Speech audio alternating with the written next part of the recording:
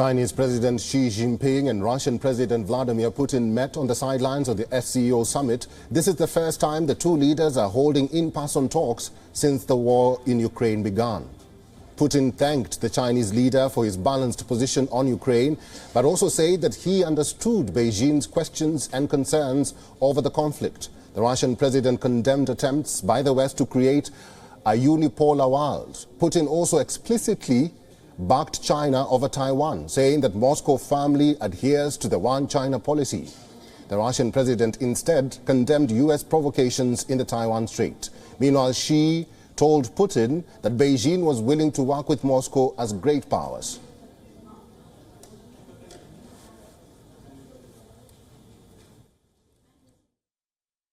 面对世界之变、时代之变 Facing an ever-changing world, era and history, China is willing to make efforts with Russia to assume the role of great powers and play a guiding role to inject stability and positive energy into a world rocked by social turmoil. 乱交织的世界注入稳定性和正能量。 This is Xi Jinping's first overseas trip since the start of the pandemic. It comes as the Chinese president seeks a historic third term. The SCO summit will see the gathering of leaders from all the heavyweights in Central Asia, including Indian Prime Minister Narendra Modi. The Kremlin said that while Putin was set to meet other leaders, but his meeting with Xi Jinping was of particular importance. Currently, Russia has been isolated by the West. China's relations with the West, too, have soured recently, following tensions over self-ruled Taiwan. The two leaders last met at the Winter Olympics in Beijing this year. Following that meeting, the two countries have said the friendship between them had long limits. Russia invaded Ukraine days later, an action that China has neither condemned nor supported. Since then, Moscow and Beijing have been actively strengthening ties. China is not part of the international sanctions against Russia. Trade between the two countries have continued to grow. Chinese imports of Russian oil have been soaring since the invasion. China and Russia have long sought to position the SCO as an alternative to Western multilateral groups.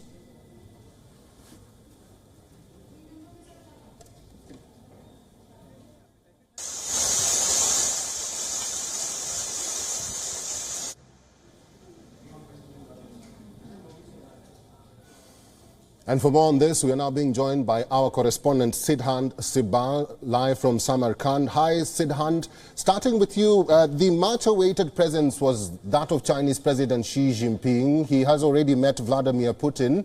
Do we have any hint of Modi meeting either Shehbaz Sharif or Xi Jinping?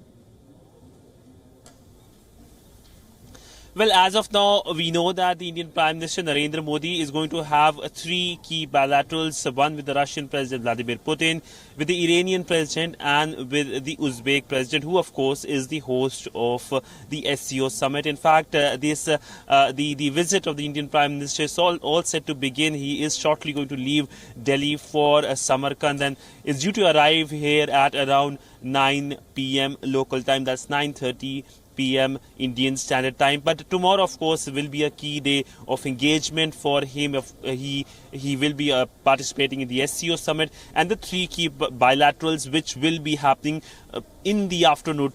But so far, there is no word either by New Delhi, by Beijing or Islamabad.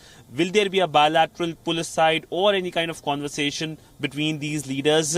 Focus, of course, remains on India and China. This is for the first time that the Indian Prime Minister Narendra Modi and the Chinese President Xi Jinping will be under the same roof since the Galwan incident. And of course, any kind of meeting, even a handshake is something that will gather the eyeballs or shutterbugs. It will be seen as a major breakthrough. We know that since the Galwan incident, India has increased scrutiny on Chinese apps, on Chinese investments, banned in fact Chinese apps. But when it comes to Pakistan, the relationship remains in a very deep freeze. In fact, there hasn't been any composite dialogue for years now.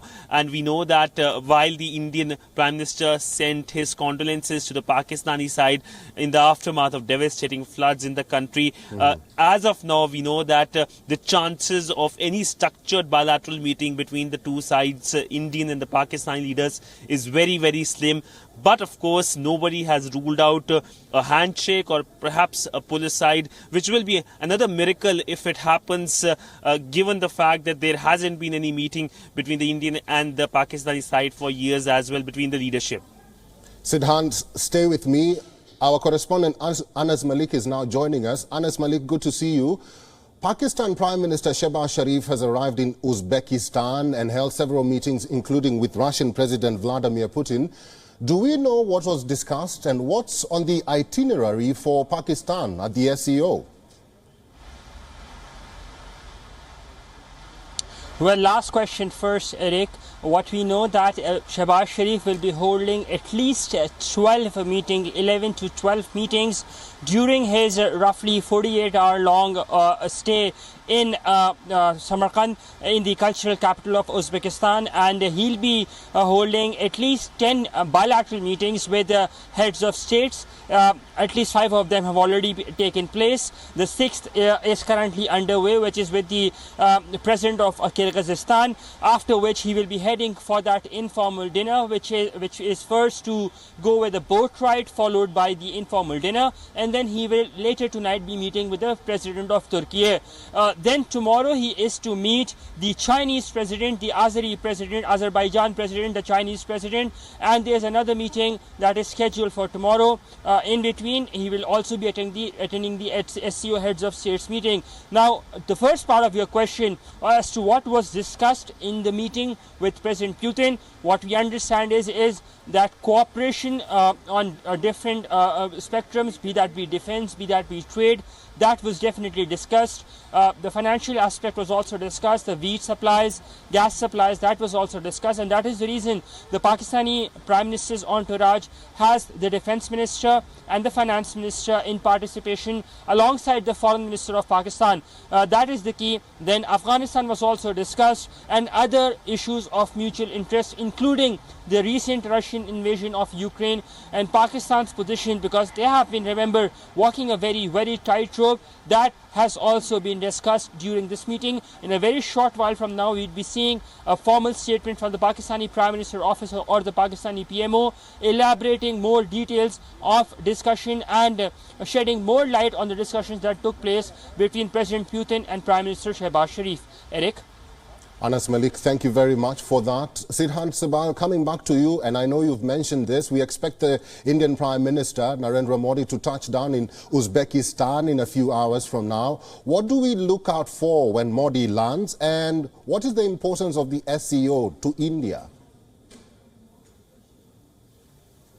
Well, the Indian Prime Minister Narendra Modi lands late evening today, and there is no scheduled meeting today, but tomorrow will be a busy day for the Indian Prime Minister. He's here in Samarkand for just around 24 hours. That's a very short visit, and it's a packed visit as well. Tomorrow morning, of course, he will be taking part in the SCO summit. There will be restricted meetings and, of course, expanded meetings as well, the expanded format meeting, and, of course, the family photo, something that everyone will be closely watching, given that everyone is going to read the body language. The Indian Prime Minister, the Pakistani Prime Minister, the Chinese President, the Russian President, all will be present there, and that's a family photo that perhaps, of course, will be closely watched. But, of course, the Indian Prime Minister has bilaterals, 3 structured bilaterals, Iran, Russia and Uzbekistan. He also pays homage to the leadership of the former leadership of Uzbekistan. So largely for India, of course, this is a grouping that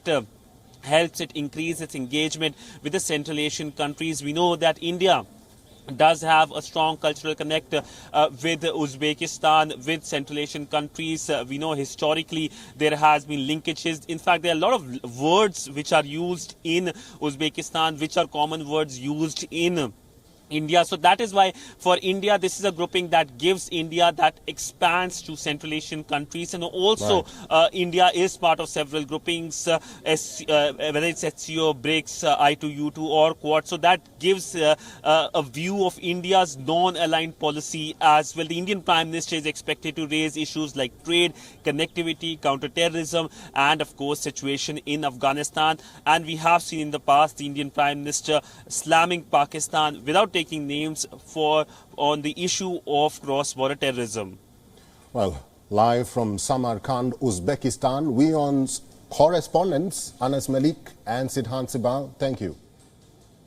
WION is now available in your country. Download the app now and get all the news on the move.